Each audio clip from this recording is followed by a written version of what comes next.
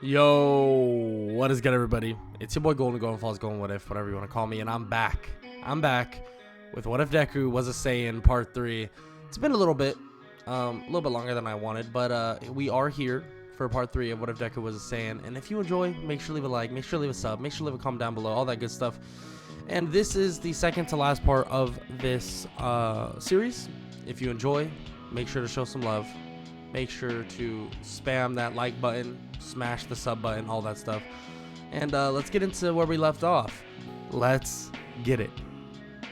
Izuku Midoriya is finally ready. It's time for the UA Sports Festival, a time for him to truly show off what he has in store. And what he has in store is strength beyond the means of almost every single person on this planet. Maybe even arguably every single person on this planet. The UA Sports Festival will put him in a position to go to someone like Sir Night-Eye, maybe even someone else that he has currently in mind. And as always, it would finally begin.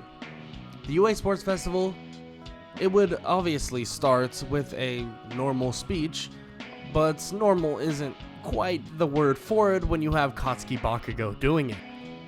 He would obviously be far from humble, and everybody would kind of boo him. But as the first event would begin, it would be a very simple one, an obstacle course race. Now, as the countdown would begin, and they would all race off, Izuku would leap to an insane head start as he jolts off by just flying. He flies off at insane speeds, and he just barrels his way through robot after robot, actually collapsing the robots in the way of everybody else, so it's harder to get through. But frankly, there was really no chance in any universe that Izuku gets caught, so he'd blast through the event at insane speeds and finish first overall. Obviously, he would need to wait a little bit until everyone else finished as well, but he would finish first in the obstacle course race, and everybody else would follow suit. Todoroki, Bakugo, and many others would follow along. Izuku would be just waiting as the crowd cheered him on and many others, and he'd be prideful and proud of what he's done so far.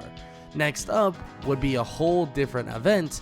It would be a cavalry-like battle, and Izuku would be slightly avoided, especially for the fact that he has a $10 million basically bounty on his head. But still, being as strong as he is and having the ability of flight would give him a massive advantage. He would get people like Mei Hatsume, Ochaku Uraka, and also Tokiyami, and it would be pretty easy for them to pass, especially when Izuku decides to just fly in the air. He would fly in the air, and Dark Shadow will even help them defend, making things extremely simple. Izuku would be a little bit too lax though, especially because they win with relative ease. The cavalry battle may have finished up with, like I said, ease, but Izuku would let his guard down. The prideful warrior that he is, he feels that he'll be able to breeze past everybody with ease. He'd be able to breeze past anybody and everybody no matter what. So when his first 1v1 fight comes up, he makes a crucial error. He would walk up to the stage to see someone from the general studies, believing that he must be nothing. How the hell is he in general studies but somehow made it here? There's no way he's worth much at all. He begins to just walk toward the boy by the name of Shinso, and Shinso begins to compliment Izuku, saying that he's really great. He's amazing. How great can he truly be? How is it possible for him to be so, awesome? Izuku would then respond, and in a matter of seconds, his body would freeze up, tense up, and he wouldn't be able to move. Izuku would felt as if he was in a cloud of nothing, a dark cloud of nothing.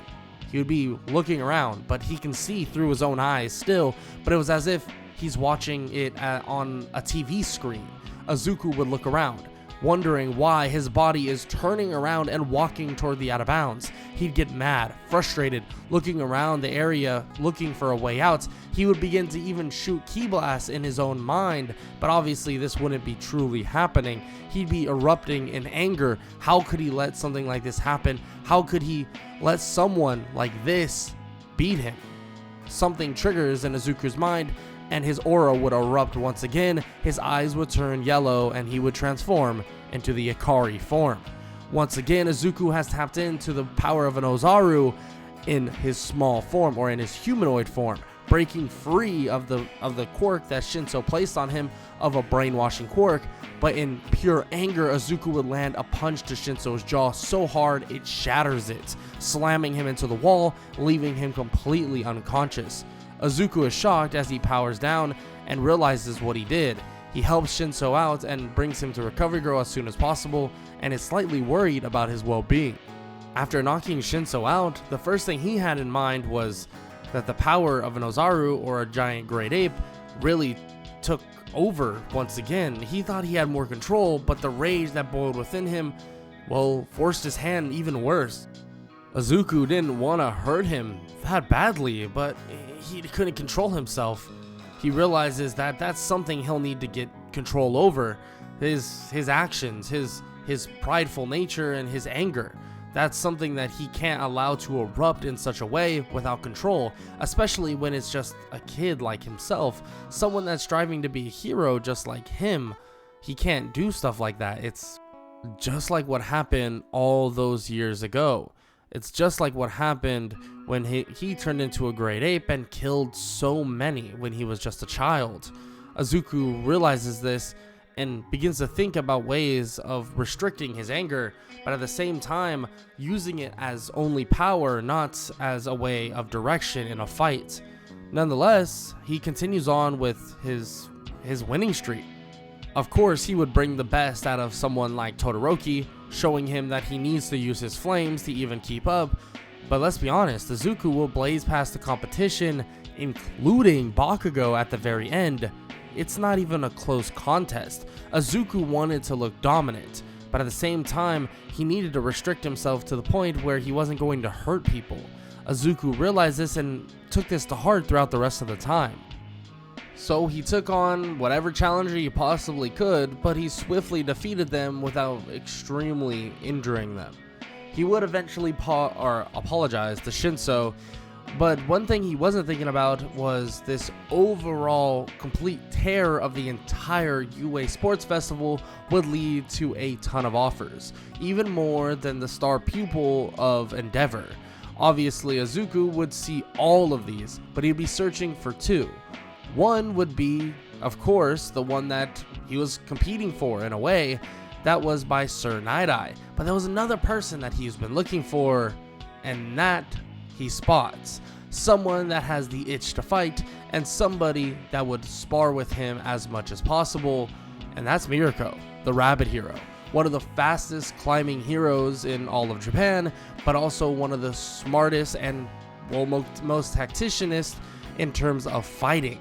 So that's exactly where Izuku wants to go. He wants to go fight with Mirko and get a ton of training in. He would relay this eventually to All Might, and All Might would be slightly disappointed, especially with wanting to see him go with Sir Night-Eye, because he felt as if there could be a good relationship with him and Mirko. And what they don't know is that Mirko obviously would have one for all. Izuku would apologize to him, of course, over and over again, being that Izuku is a huge fan of All Might. I mean, he's always been, but All Might understands. All Might understands that he needs to make his own decisions, and he needs to go the path and routes he believes would be best for him, and that would be Mirko. After a couple of days of waiting, Izuku would eventually get picked up by a car driving off to Mirko's agency. When he would arrive, he was awaited on by Mirko herself. Mirko would greet him in and give him a bit of a tour, but then tell him that they will be doing a ton of sparring. She knows exactly what he is, who he is, and the type of fighter he is. She wants to see where he is in terms of power, technique, and more and more. Izuku obliges, saying that that's all he wants to do is fight. So luckily, he'll get just that. The entire time they were sparring, they begin to learn more techniques, and Izuku even tries to teach her how to use ki. Of course, he barely even knows how to use ki. It's kind of just built within the bloodline, but he tries to teach her, and she does get a small grasp on the idea, but not exactly how to use it. Izuku is not the best teacher, but of course, her being probably a quick learner, it would lead her to learning some sort of way of using it or utilizing it. leading to her being extensively stronger than you could possibly imagine compared to canon. Izuku would get stronger as well, but ironically enough, Mirko would probably get stronger than him from this encounter. After about 4 days though, some somber news would eventually arrive. Izuku and Mirko wouldn't actually head to Hosu City and wouldn't head anywhere else, but they would hear of extremely injured Tenya Ida on the Bridge of Death. This would definitely somber the news, or somber the mood, and Izuku would obviously be sent back to UA prematurely. But he would speak with Mirko about joining her agency once again, especially sometime soon, and that's the hope, at least for now. But there are far more creatures out there, and also people out there that are extremely powerful. Izuku is built from a Saiyan, or a prideful warrior race called the Saiyans. Who says there aren't other beings out there as well? Maybe him and Mirko, yes, they're fighting and they're growing stronger. Who says that there aren't stronger beings already? Izuku's been training for that specifically, and of course he wants a good fight, but what's going to happen when another being even crashes down? But he doesn't really have to worry about that for now. What he has to worry about is all the villains and people that he needs to fight here. And he would obviously get that chance soon when Aizawa greets them all into the class. Aizawa would bring them all in and explain what's going to happen in the next couple days or so. They're going to have a test for a final exam, and after the written portion of it, they will have a practical portion. Some think that it's just going to be robots all over again, but Izuku, especially being a student of Aizawa for a lot longer than everybody else, knows that there's no way Aizawa would allow them to go against robots once again. This would be a good thought for Izuku, thinking that maybe he'll go against somebody extremely powerful, extremely strong, but he'll have to wait and study hard before that even occurs. He'd begin to hit the books, get smart, and hopefully pass this written exam, which would be the hardest portion for him. But you'd be kind of wrong when he would think that this would be the hardest portion, especially when he goes to the practical. The practical exam would pin him up against one of the teachers. The teachers would include people like Aizawa, Vlad King, and many more. But the person that Izuku gets matched up with is someone a bit unexpected in terms of the people there. All Might was not off limits, and that's who Izuku is going to go against. But he won't have a partner in this race. He'll have a one-on-one fight with All Might. Izuku's happy, really happy about this. I mean, it's Izuku, and he's extremely prideful, and all he wants to do is have a one-on-one fight with the strongest people. So this is going to give him a chance to do so. He saw how strong All Might was when he fought the Nomu, so he must be strong, must be powerful. So Izuku wants to show that and wants to prove that. He wants to show that he's stronger than the number one hero and strong enough to take on any challenge. The fight with Izuku versus All Might would happen after everyone would fall in line and finish up their own fights. And this would be as if it was some sort of main event. Izuku would wait on the gates, waiting for the match to start. Nezu would begin and tell them to all start, and Izuku would go charging forward. All Might would throw extremely hard punches toward Izuku as if they were shockwaves. But then Izuku would notice something, and not realizing All Might had it on, he would stop in his tracks and not move, telling him to take off the weights or he's not going to fight. Immediately everyone's shocked to hear this, and Izuku says that he'll just blast them off himself. He blasts off the so-called weights and the restrictions, and All Might asks if he's sure about this. Izuku says yes as he comes in at insane speeds and tries to land a punch. His punch is grabbed and All Might slams him on the ground. Immediately Izuku smiles, and All Might thinks that he must be insane. Why is he smiling after getting hit that hard? Well, Izuku now knows he can amp up his power in insane amounts, entering his Akari form as he bashes into All Might once again, as the fight evens out far more than All Might could possibly imagine. But it's not even. Izuku is holding back, even still. He begins to ramp it up even more, landing insane blows to All Might, eventually landing on his wound, the wound right on his, ribcage. This would lead to him wincing in pain, leaving an opening for Izuku to more or less knock All Might out with relative ease. Izuku using ki and the power of being a Saiyan and all the benefits it has so far, it wouldn't even be a close fight necessarily. Of course, he was raised on this planet, and he'd be far weaker, well, now than he would before if he wasn't raised on a planet like this. But the fight with All Might has shown Izuku that he really can let loose and be stronger than he can possibly imagine. Someone like All Might can't even keep up. Yeah, he's injured from a long time ago, but still, could he keep up with someone like a prime All Might? Luckily enough, he won't be able to know that. He has no clue, but still, it's something to think about. Izuku would just want to look for a challenge, something on the near horizon. Well, he'll have to wait on that, but luckily Aizawa says that they'll be going out for some training at a forest lodge. This forest lodge will allow them to work on their quirks and work on their strength overall. Of course, everyone is shocked, thinking that Izuku shouldn't even have to go. I mean, he's already so powerful, but Izuku disagrees, saying that all he wants is strength and all he wants to get is more powerful. So if this is a chance for him to get stronger, then he's going to take it. Aizawa would then interject and say that he actually has a different plan for Izuku.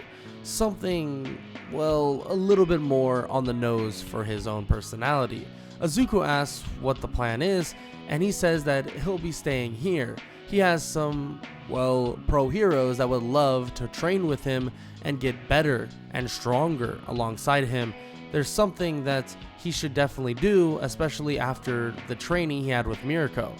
Aizawa would later on explain more and more, learning of the training that Mirko went through and the power that Mirko currently holds at this moment. She's a technical human, obviously, but with a quirk hybrid, being that she has the quirks or the strength of some sort of rabbit, being that she has extremely powerful kicks and now punches. The combination of ki on top of that has allowed her to accelerate her strength tenfold.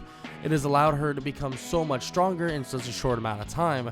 Izuku himself, obviously, needs to be able to train others in this way. He needs to learn more about his power and more about what's going on, because maybe even soon, it will be needed. And surprisingly enough, it really would be. After some time would pass, Izuku's class, or Class 1A, would head off to the forest training camp. They would do their own thing, getting ready for what's ahead for them, and Izuku would do his own thing, teaching Mirko more and more of what he knows so far about what his power is, but also teaching many others about the use of ki, the use of energy within the one's body, because this is going to be needed far sooner than you can possibly imagine. All for One is one hell of a problem. Overhaul is as well. Shigaraki, the League of Villains, is on the rise. But not only that, they're not the only threats that are out there, not the only threats that can truly come. Well, what's to come soon is a powerful being from space itself. A powerful being that would feel ungodly in a way. Izuku would soon face down the monster that destroyed his planet, the monster that exterminated his own race. He may not know very much about it. He may know only glimpses of what occurred back on his planet. But soon, he'll meet the person that truly was responsible.